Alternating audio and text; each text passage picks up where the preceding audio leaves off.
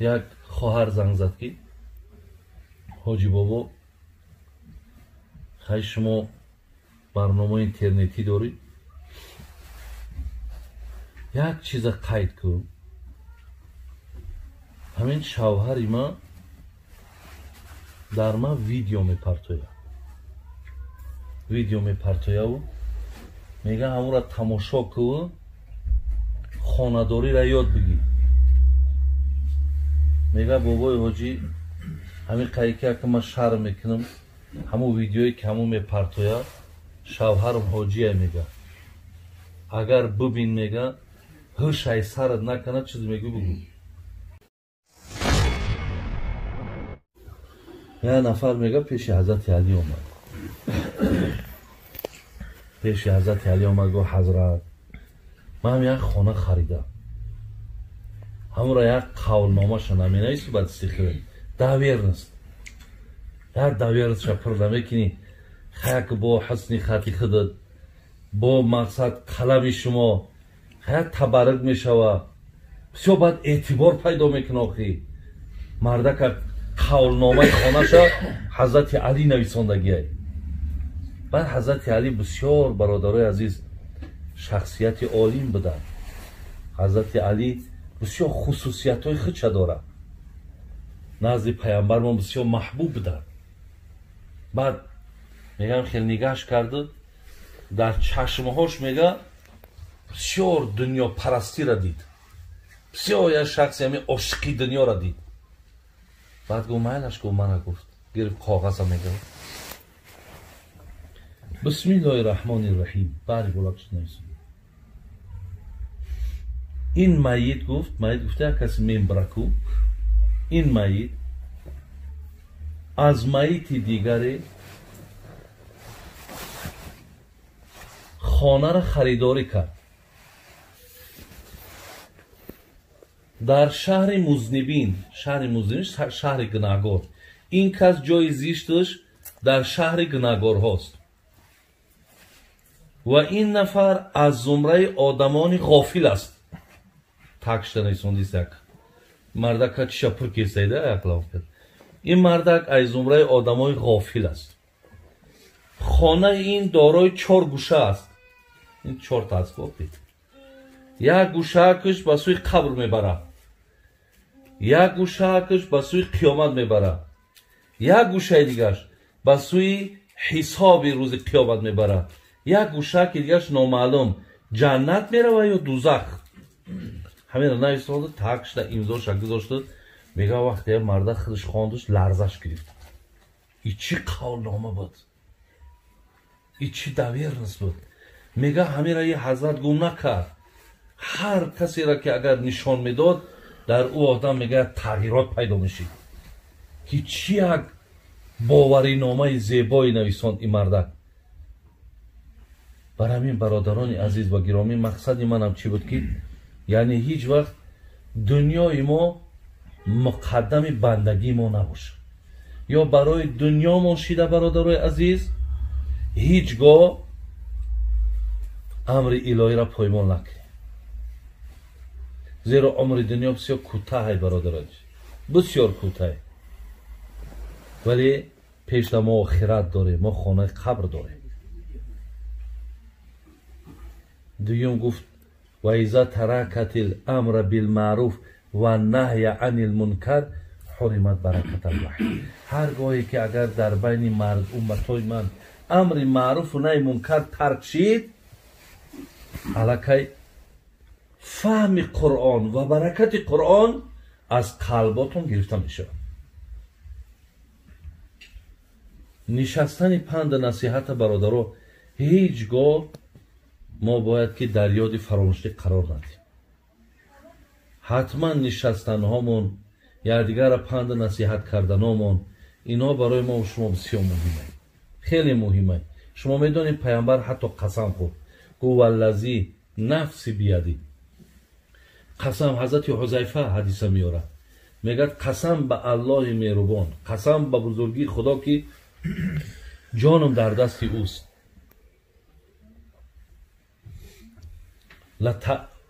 تأمرون بالمعروف ولا تنهون عن المنکر او لیوشکن الله ان یبعث علیکم عقابا منه ثم تدعونه فلا یستجاب لکم. پیامبر گفت قسم بر آن خدایی که هستیم در دست اوست، امتای من تا زمانی که هستین موعظه و پند نصیحت ترک نکنید و هیچگاه در مقابلش هم نیستین، زیرا اینکه در کدام از قوم جمعی که امر معروف و نهی منکر ترک شید، پیامبر گفت زود است که عذاب خدا بر بالاشون می آید. بعد از آن شما قاعده همینه دعا میکنین، دیگر دعاتون الله مهربان اجابت نمیکنه. برای چی؟ برای که شما امر به معروف و نهی از منکر ترک کردید. سیم بعد گفت و اذا تصابت امتی سقطت من عین الله. اگر امت من قدرت پیدا کنند که یکدیگر حقارت کنند، شما ای رحمت خدا دور میشید. دشمن میکنین یا دیگر. پیامبر میگه وقتی دشنام کردین ای رحمت خدا شما دوره. وای به حال آن کسی که دهن حقارتی داره. پیامبر میگه سباب المسلم فسوق و قتاله کفر. بین کسی برادری مسلمان شه، خواهری مسلمان شه، وقتی حقارت میکنه این آدم فاسقه. فاسق امام باشه پشتش نماز نمیخونیم، اگر شاهدی باشه در شاهدی رخش نمیتیم، برای میگیم فاسقه. و قتاله کفر، کسی مسلمان هم میکشه کافر میشه. دشنامش فسقه، قتلش کفره. امروز یک بار ببینین چند قدر حقارت میکنین. همکارات حقارت میکنین، خریدارات حقارت میکنین، زن تا حقارت میکنین، فرزندات حقارت میکنین. چقدر دهنی بی‌معنی داری، چقدر حیاتی بدبختانه داری. این زنگهایی که در ما میشوه، این خواهرایی که به نام خدا حاضر دیگه چه خیلی بگم آخی اکثر همین بچه ها اگه باید که گماناتون نروه ناماتون نمیگیرن زناتون. شما کی؟ شما چیکار میکنین؟ ما همین قیقی سیری بسیار یاد ما بسیار شده همین شهر میبینم، میبینیش تماما واللهی نمیگم این آدم همین خیلی ریش داره، حاجی های، لیکن حتی حقارتاتون زبس کرده گیر. این خیلی حقارت های وزنین، این خیلی تعلیمات های بیمعنی. برادرای از احتیاط کنیم. پیامبر گفته اگر حقارت کردی ای رحمت خدا دور میشه، دور میشی. همین نزدیکی قطعی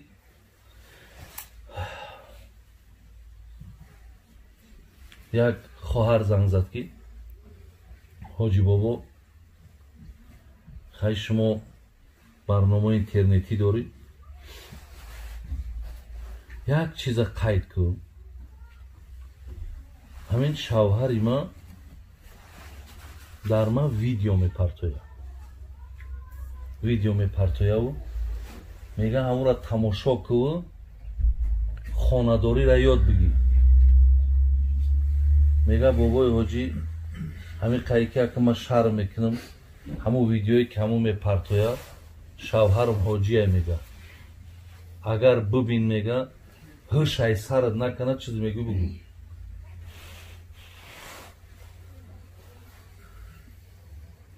میم بری نشرگید بشه و توری حاجی را یا پرد نصیحت پرتوش. نخواه که همین یک نفسی پدر نعلت چیه که این قدر برای همیشه در دنیا و آخرت تاریک کرده و سیاه کرده. لیکن برادرها بسیار چیزهایی من برای چی پیشتر گفتم امری به معروف نه از منکر در بین جامعه ما زیاد کندر کرد، زیرا که برادرها ما بسیار راههای نادرست رفتیم، بسیار تنبلی های در عبادت پیدا شده، نافرمانی پیدا شده، امر الهی را پایمال میکنی چشم نمیپره.